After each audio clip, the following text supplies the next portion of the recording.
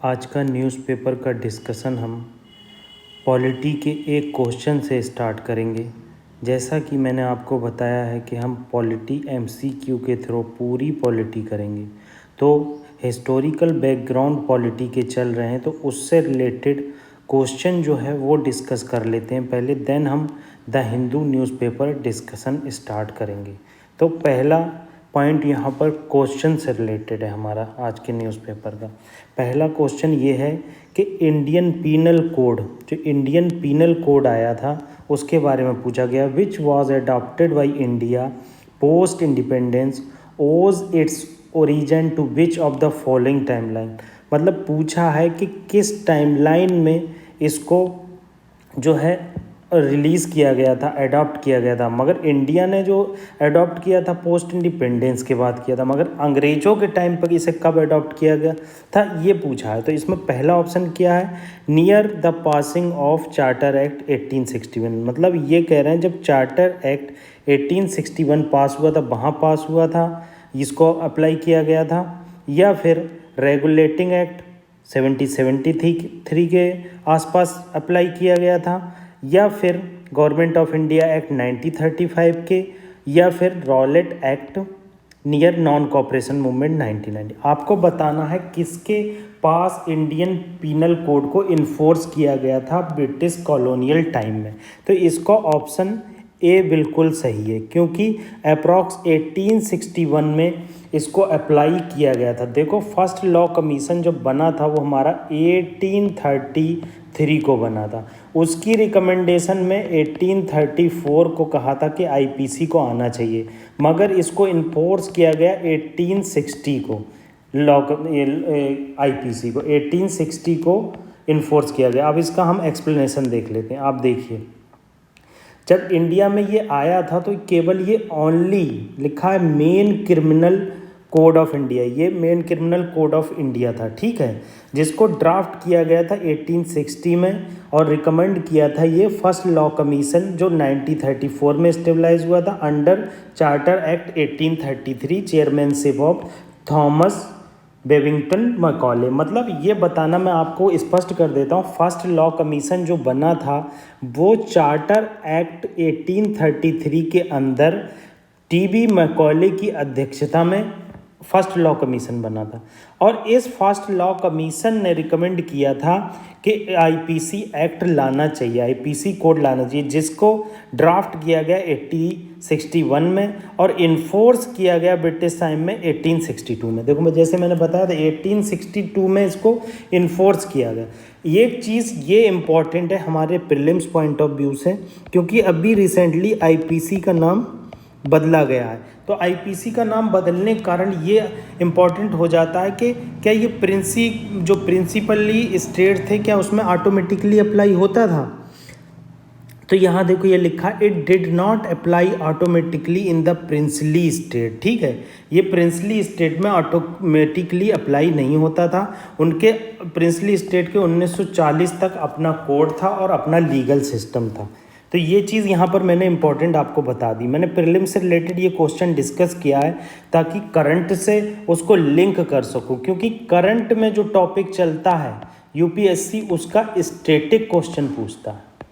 जैसे मान लो TB Macaulay के बारे में चल रहा है तो हम एक दिन टीबी मैकॉले के बारे में पूरा पढ़ लेंगे कि टीबी मैकॉले कौन थे, कैसे इंडिया आए, इन्होंने क्या कौन सी एजुकेशन कमेटी में पार्टिसिपेट किया, कैसे आईपीसी में इनका रोल था, ये सब हम एक दिन क्लियर कर लेंगे। उसके नोट्स एकदम प्रिपेयर हो चुके हैं, मैं एकदम क्लियर कर दूंगा आपको। तो ये हमने देखा, ये इस क्वेश्चन के बारे में हमने जाना कि कब को आईपीसी अप्रॉक्स किसके टाइमलाइन पे आया था इंडिया में। तो ये चीज़ हमने जान ली। और लॉ कमीशन फर्स्ट स्टेबलाइज कब किया गया था, आज़ादी से पहले। आपको ये बताना आज़ादी के बाद फर्स्ट लॉ कमीशन कब बना इंडिया में, कमेंट बॉक्स में। अब आज का पहला आर्टिकल हम डिस्कस कर लेते हैं। पहला आर्टिकल जो है वो हमारे वर्ल्ड की जो सर्वे हुआ है कॉर्बेट नेशनल पार्क के 500 किलोमीटर के अगल बगल तक जो सर्वे हुआ है उससे रिलेटेड है। इस सर्वे में कॉर्बेट नेशनल पार्क रिजर्व में वर्ल्ड की कितनी इंडेंजर्ड स्पीसीज़ हैं, डेंजर्ड स्पीसीज़ हैं, क्रिटिकली इंडेंजर्ड स्पीसीज़ हैं, उसका सर्वे हुआ है। और उसमें बताया गया है कि कैसे इसे हम कंजर्व कर सकते हैं, कैसे इन्वायरमेंट फ्रेंडली इकोलॉजी क्रिएट कर सकते हैं, ये सब चीज़ें बताई गई हैं। तो यहाँ पर देख लेते हैं 2 स्पेसीज जो हम लोगों को मिली है इसमें। ये 2 स्पेसीज जो हैं वो क्रिटिकली इंडेंजर्ड है। क्रिटिकली इंडेंजर्ड स्पेसीज IUCN में वो स्पेसीज होती हैं जो जिनके विलुप्त होने का खतरा बहुत ज़्यादा होता है, वो कभी भी ख़त्म हो सकती हैं। तो 2 इंडेंजर्ड स्पेसीज कौन सी हैं? वाइट रम्प्ड वल्चर और रेड हेडेड वल्चर। हम गिद्ध को जानते हैं हिंदी में, तो ये गिद्ध जो वल्चर होता है वही होता है। वल्चर की कई वैरायटीज़ होती हैं, वल्चर की बहुत सारी वैरायटीज़ होती हैं, उसमें से ये 2 वैरायटी जो हैं वाइट रम्प्ड वल्चर और रेड हेडेड वल्चर जो है वो क्रिटिकली इंडेंजर्ड है IUCN में। तो ये चीज़ हम अगर इसके नोट्स बना लेंगे तो डे टू डे किसी ना किसी फॉर्म में ये चीज़ आती ही रहेगी करंट अफेयर में, तो हम उसे रेगुलर डिस्कस करते रहेंगे तो हमारा कॉन्सेप्ट वैसे ही क्लियर हो जाएगा। 2 इंडेंजर्ड स्पीसीज़ मिली हैं। 2 इंडेंजर्ड स्पीसीज़ कौन सी हैं? पलाज फिश ईगल मिली है और इजिप्शियन वल्चर मिली। देखो वाइट रम्प्ड वल्चर और red headed vulture critically endangered है, मगर इजिप्शियन वल्चर जो है, इजिप्शियन वल्चर क्या है? इजिप्शियन वल्चर जो है इंडेंजर्ड है। और 4 वल्नरेबल स्पीसीज़ हैं। वल्नरेबल स्पीसीज़ क्या होती हैं? जिनके विलुप्त होने का खतरा इतना तो नहीं है, मगर उसको कंजर्व अगर अच्छे से कर लेंगे तो हम उसकी पॉपुलेशन को बढ़ा सकते हैं। तो इसमें एक ग्रेट हॉर्नबिल है, ये तो बहुत आपने सुना होगा, हॉर्नबिल फेस्टिवल होता है। ग्रेट स्लेटी वुडपेकर है, ग्रे क्राउन प्रिनिया है और रिवर टेर्न है। ठीक है, ये चीज़ हम लोग इसके नोट्स अगर बना लेंगे तो आगे दिक्कत नहीं होगी। अब बेसिक थोड़ा सा जान लेते हैं नेशनल टाइगर रिजर्व के बारे में। मतलब जो हमारा कॉर्बेट नेशनल पार्क है वो फर्स्ट टाइम कैसे ओरिजिन में आया। देखो 1936 में जब कॉर्बेट नेशनल पार्क आया तो उसे national park first time stabilize किया गया। ठीक है, तो ये हमारा फर्स्ट नेशनल पार्क है इंडिया का, बहुत इंपॉर्टेंट है। पूछता है UPSC के फर्स्ट नेशनल पार्क ये है क्या, इसकी खासियत ये है, मतलब पूछेगा कि हमारा फर्स्ट टाइगर जो फर्स्ट नेशनल पार्क है वो कॉर्बेट नेशनल पार्क है, जिसका ओरिजिनल नाम हेले नेशनल पार्क था। हेले नेशनल पार्क था और वो केवल ओनली 1 डिस्ट्रिक्ट नैनीताल डिस्ट्रिक्ट में उत्तराखंड के। ऐसे ये चीज़ ऐसे क्वेश्चन पूछा जाता है, तो ये आंसर हमारा सही हो जाएगा इस तरह से। फिर इसका नाम जिम कॉर्बेट कर दिया गया। पहले मैंने बताया हेले नेशनल पार्क था, इसका नाम बदलकर जिम कॉर्बेट कर दिया गया, जिन्होंने इसके स्टेबलाइजमेंट में की रोल निभाया था। ठीक है, आगे हम देख लेते हैं अदर प्रोटेक्टेड एरिया उत्तराखंड के देख लेते हैं। देखो नंदा देवी एक नेशनल पार्क है, एक valley of flower national park है, और ये valley of flower national park और नंदा देवी नेशनल पार्क दोनों मिलकर यूनेस्को की वर्ल्ड हेरिटेज साइट है। मतलब दोनों ही यूनेस्को की वर्ल्ड हेरिटेज साइट है, very important. Other national park Rajaji national park है, गंगोत्री नेशनल पार्क है, गोविंद नेशनल पार्क। अब इसे आप मैप में देख लीजिए, ये मैप है उत्तराखंड का। आप इसका बॉर्डर देख सकते हैं, नेपाल से मिल रहा है, इधर उत्तर प्रदेश से मिल रहा है, इधर हरियाणा से मिल रहा है, उत्तरांचल हिमाचल से मिल रहा है, चाइना से मिल रहा है।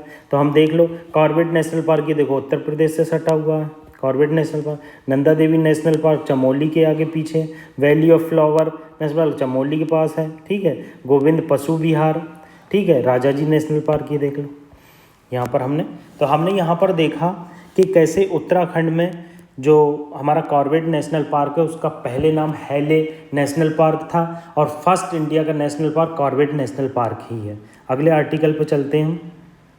अगला आर्टिकल जो रिलेटेड है हमारा वो अभी PM ई-बस सेवा स्कीम के अंदर 10,000 बस लॉन्च करने का आह्वान किया गया है। 10,000 बसेस हमारे द्वारा लॉन्च की जाएंगी, मतलब गवर्नमेंट के द्वारा 10,000 बसेस लॉन्च की जाएंगी। इसमें क्या है, इसका जो एस्टीमेट कॉस्ट है वो 57,613 रुपीज़ है, मगर सेंटर केवल 20,000 करोड़ रुपए प्रोवाइड करेगी। सॉरी मैंने यहाँ गलत बोल दिया, 57,613 करोड़ रुपीज़ है 10,000 बसेस का कॉस्ट।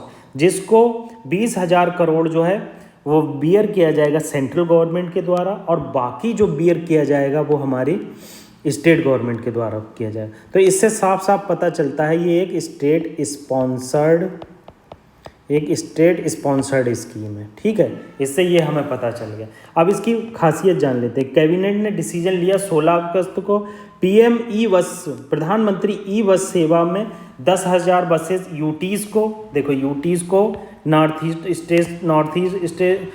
ईस्ट रीजन को और हिल स्टेशन को दी जाएंगी। ठीक है, और इसका मेन एम जो है हमारी जो इकोसिस्टम है, जो ट्रांसपोर्ट सेक्टर है, जिसकी वजह से दिल्ली और आसपास के क्षेत्रों में और बिग सिटी में बहुत ज़्यादा पॉल्यूशन होता है, उस पॉल्यूशन को मिनिमाइज़ करना। क्योंकि ट्रांसपोर्ट का पॉल्यूशन में बहुत बड़ा रोल है, जो हमारे सिटीज़ को चोक्ड कर देता है, तो मेन पर्पज़ इसका है ग्रीन कॉरिडोर बनाना, कि कैसे ग्रीन कॉरिडोर डेवलप किए जाएं ताकि जो बसेस से पॉल्यूशन होने वाला है और हेल्थ पे उसके इम्पैक्ट कम हो सकें। यही चीज़ सब यहाँ पर बताई गई है। तो हमने प्रधानमंत्री ई बस सेवा के बारे में हमने जाना।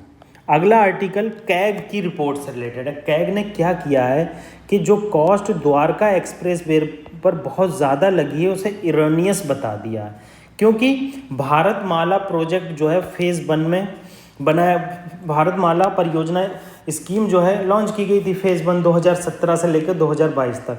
तो उसमें कैग के हिसाब से 18.2 करोड़ अप्रूव्ड किए गए थे पर किलोमीटर के हिसाब से कैबिनेट के द्वारा, मगर अभी कैब ने जो इसका ऑडिट किया है तो उसमें 250 करोड़ पर किलोमीटर लगे हैं। तो इसको बहुत ज़्यादा अपोज हो रहा है कैग की इस रिपोर्ट। कैग की रिपोर्ट का तो अपोज नहीं हो सकता, वो कॉन्स्टिट्यूशनल बॉडी है, मगर लोगों के द्वारा, ये अपोजिशन के द्वारा ये सवाल उठाए जा रहे हैं कि किस तरह से इतना पैसा लग सकता है।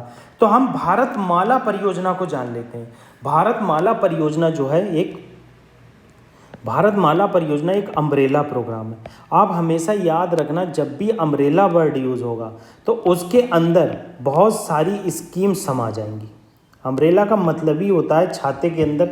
अब ये अम्ब्रेला प्रोग्राम है, मतलब अदर स्कीम इसके अंदर लॉन्च होंगी, ये किसी स्कीम के अंदर लॉन्च नहीं हुई है। तो ये अम्ब्रेला प्रोग्राम था हाईवे सेक्टर से related. Ministry of road transport and highway ने इसे लॉन्च किया था। फेज़ 1 इसका 2017 से लेकर 2022 तक चला। तो हम यहाँ जान सकते हैं कि भारतमाला परियोजना 2017 में लॉन्च हुई थी। इनडायरेक्टली यहाँ से हमें ये पता चलता है। ठीक है, भारतमाला परियोजना के हम थोड़े से क्या कहते हैं फीचर्स देख लेते हैं। देखो, भारतमाला परियोजना जब लॉन्च हुई थी तो इन्होंने डिसाइड किया था हम 34,800 किलोमीटर रोड कंस्ट्रक्ट करेंगे। 5,53,000 करोड़ इन्वेस्ट किए जाएंगे। ठीक है, इकोनॉमिक कॉरिडोर बनाए जाएंगे, इंटर कॉरिडोर और फीडर रूट बनाए जाएंगे, नेशनल कॉरिडोर इफ़िशियंसी इंप्रूवमेंट होगा, बॉर्डर रोड बनाए जाएंगे, कोस्टल रोड बनाए जाएंगे, ग्रीन फील्ड एक्सप्रेस वे बनाए जाएंगे। देखो, ग्रीन फील्ड एक्सप्रेस वे वो होते हैं जिसका इको सिस्टम पर और इन्वायरमेंट पर बहुत कम इफेक्ट पड़ता है, उसे ग्रीन फील्ड एक्सप्रेस वे कहते हैं। ठीक है, तो ये भारतमाला परियोजना के बेसिक थे। भारतमाला परियोजना 2017 में लॉन्च की गई, किस मिनिस्ट्री के अंदर लॉन्च की गई, ये बहुत इंपॉर्टेंट है। और कैसा प्रोग्राम है, अम्ब्रेला प्रोग्राम है। ठीक है, उसके फीचर इतने ज़्यादा कुछ इंपॉर्टेंट नहीं है, बस इकोनॉमिक कॉरिडोर है, इंटर कॉरिडोर है, नेशनल कॉरिडोर है, बॉर्डर रोड है, ये सारी चीज़ें यहाँ बनाई जाएंगी। ठीक है, अब एंटीसिपेटरी बेल के बारे में डिस्कस कर लेते हैं। क्या हुआ है, ईडी ने अभी हाई कोर्ट में जो एंटीसिपेटरी बेल वाड्रा को मिली है उसका अपोज किया है। तो हम यहाँ पर ये देख लेते हैं एंटीसिपेटरी बेल क्या होती है और बेल के प्रोविज़न क्या होते हैं, क्योंकि लास्ट ईयर यूपीएससी ने बेल से रिलेटेड एक क्वेश्चन पूछा था कि बेल कैसे दी जाती है। तो हम यहाँ पर देख लेते हैं बेल का प्रोविज़न क्या क्या है और उसकी डेफिनेशन क्या है। देखो, बेल कोई भी होती है वो पहली बात तो कंडीशनल होती है। आपको कंडीशन पर रिलीज़ किया जाता है कि आपको अगर हम छोड़ रहे हैं तो इस डेट में आपको अवेलेबल होना पड़ेगा, आपको कोर्ट में जब इंक्वायरी होगी तो आपको आना पड़ेगा। और इसमें सिक्योरिटी और कोलेटरल डिपॉजिट होता है। ये सिक्योरिटी और कोलेटरल डिपॉजिट इसीलिए होता है कि आप कहीं फॉरेन ना भाग जाएं, आपकी जो संपत्ति जब्त कर ली जाएगी। कोलेटरल डिपॉजिट का मतलब है आपको हलफनामा देना पड़ता, तो ये डेफिनीशन है बेल की, कोर्ट के द्वारा कैसे बेल दी जाती है। अब रेगुलर बेल क्या होता है, कोई भी बेल जो होती है वो पहली बात तो कोर्ट के द्वारा दी जाती है, आप ये मत समझ लेना पुलिस के द्वारा दी जाती है, पुलिस के द्वारा बेल नहीं दी जाती। तो direction given by court, court के द्वारा दी जाती है रेगुलर बेल, और any court with in the country, country के अंदर कोई भी कोर्ट रेगुलर बेल दे सकता है। और ये रेगुलर बेल का मतलब है कि आदमी ऑलरेडी अंडर अरेस्ट है, मतलब यहाँ पर ऐसा नहीं है। एंटीसिपेटरी बेल अगर आप देखोगे वहाँ पर आपको प्री जेल्ड बेल होती है, मतलब वहाँ पर आपको पहले ही बेल मिल जाती है, मगर रेगुलर बेल में आप ऑलरेडी जेल के अंदर होते हो, तो इसे रेगुलर बेल बोलते हैं। इंटरिम बेल क्या होती है, इंटरिम बेल क्या होती है, टेम्परेरी और शॉर्ट पीरियड होती है।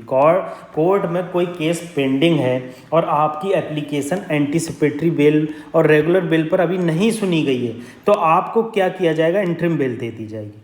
आपको टेम्परेरी और शॉर्ट पीरियड के इंटरिम बेल दे दी जाएगी जब तक एंटीसिपेटरी बेल और रेगुलर बेल पेंडिंग है, ठीक है। अब एंटीसिपेटरी बेल डिस्कस कर लेते हैं, जो आज के आर्टिकल का इम्पॉर्टेंट कॉन्टेक्स्ट है। एंटीसिपेटरी बेल को प्री अरेस्ट बेल भी कहते हैं, ठीक है। प्री अरेस्ट बेल जो होता है, ये बेल जो है लीगल प्रोविज़न है और ये केवल इशू की जाती है ओनली सेशन कोर्ट और हाई कोर्ट के द्वारा। ये इम्पोर्टेंट आपको पता होना चाहिए, सेशन कोड और सिविल कोड में क्या डिफरेंस है। सेशन कोड जो होती है क्रिमिनल मैटर से संबंधित होता है, ये आपको सेशन कोड और सिविल कोड में डिफरेंस पता होना चाहिए, और हाई कोर्ट के द्वारा दी जाती है, ठीक है। हमने एंटीसिपेटरी बेल के बारे में जाना कि ये प्री अरेस्ट बेल होती है, मगर अगर आप अरेस्ट होने वाले हो तो उससे पहले आप एंटीसिपेटरी बेल ले सकते हो। इसमें कोर्ट के कुछ प्रोविज़न हैं, उस प्रोविज़न पर अगर आप सही बैठते हो तो आपको ये बेल दे दी जाती है, ठीक है। अब ये क्या है, प्री अरेस्ट बेल, और जिसे हम एंटीसिपेटरी बेल कहते हैं, ये डिस्क्रिशनरी होता है, मतलब ये नहीं है, ये मैटर ऑफ राइट नहीं है। आप अगर सोचेंगे कि ये मैटर ऑफ राइट है तो वहीं गलत हो जाएगा। मैटर ऑफ राइट नहीं है, ये मैटर ऑफ राइट नहीं है, ये कोर्ट की डिस्क्रिशन के ऊपर है। वो नेचर देखती है ऑफेंस किस तरह का है, आपको बेल मिलना चाहिए या नहीं मिलना चाहिए, ठीक है। कोर्ट में भी इम्पोज सर्टेन रेस्ट्रिक्शन, वो तो हर किसी बेल में आपको सर्टेन रेस्ट्रिक्शन का सामना तो करना ही पड़ेगा। अब कंडीशंस देख लेते हैं, कंडीशंस इंपॉर्टेंट है। जब एंटीसिपेटरी बेल दी जाती है तो उसकी कंडीशंस क्या होती हैं। कंडीशन क्या होती है, may be arrest for a non bailable offence, मतलब ये है कि आप जो रीज़न दे रहे हैं उसमें आप नॉन बेलेबल ऑफेंस भी हो सकता है। देखो, एक होता है बेलेबल ऑफेंस, आपने किसी के पैसे चुराए, आपको बेल मिल गई। आपने किसी का एक्सीडेंट किया, आपको बेल मिल गई, बेलेबल ऑफेंस। एक होते हैं नॉन बेलेबल ऑफेंस, जैसे रेप का है, रेप पे भी आपको, तो ये रेप उप के जो केस होते हैं ये कोर्ट पे डिपेंड करते हैं कि कोर्ट देखती है कि इस पे एंटीसिपेटरी बेल मिलना चाहिए या नहीं मिलना चाहिए। तो यहाँ पर ये पॉइंट इंपॉर्टेंट हो जाता है कि may be arrest for a non bailable offence. आपको लगेगा नॉन बेलेबल ऑफेंस पे तो दे ही नहीं सकती कोर्ट, मगर दे सकती है, ये इंपॉर्टेंट है, ठीक है। अदर मॉनेटरी बॉन्ड, वही सर्टेन कंडीशन है, मॉनेटरी बॉन्ड हो सकता है, अगर आप वायोलेट करते हो इसको तो आपको सज़ा बहुत ज़्यादा बढ़ा दी जाएगी, यही सब बातें बताई गई। आपको इंट्रोगेशन के लिए टाइम पर आना पड़ेगा, इन्वेस्टिगेशन के लिए टाइम, कंडीशंस हैं उसकी, ये सारी कंडीशंस के बारे में उसके बताया गया। तो ये हमने एंटीसिपेटरी बेल के बारे में डिस्कस किया, रेगुलर बेल के बारे में डिस्कस किया और इंटरिम बेल के बारे में डिस्कस किया। ये तीनों चीज़ें बहुत इंपॉर्टेंट हैं क्योंकि बेल का प्रोविज़न आजकल बहुत चर्चा में रहता है, क्योंकि बहुत सारे बाबाज जो हो गए और बहुत सारे पॉलिटिकल लीडर हो गए, मौलानाज हो गए, उनको एंटीसिपेटरी बेल दे दी जाती है। कभी इंटरिम बेल दे दी जाती है, कभी रेगुलर बेल दे दी जाती है, कभी परोल दे दिया जाता है। परोल बहुत इंपॉर्टेंट वर्ड, हम लोग इसको डिस्कस करेंगे, परोल की कंडीशंस क्या होते हैं। तो आज का ये द हिंदू डिस्कशन था। आप लोग हमारे चैनल को सब्सक्राइब कीजिए और ज़्यादा से ज़्यादा लोगों में शेयर कीजिए। Thank you.